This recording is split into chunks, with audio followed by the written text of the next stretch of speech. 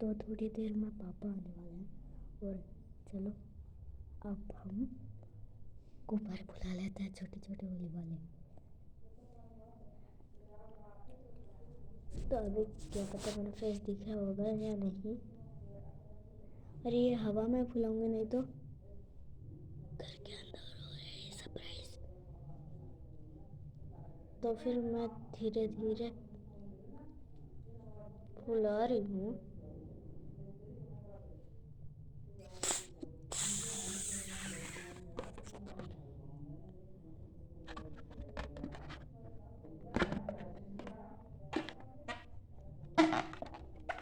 कान उगल के लेना पड़ेगा।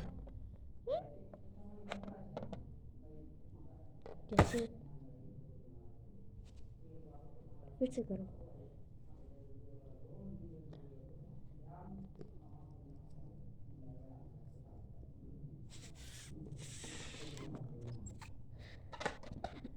अभी मैं दादी से हाथ लगा के आती हूँ, तब तक के लिए रुको।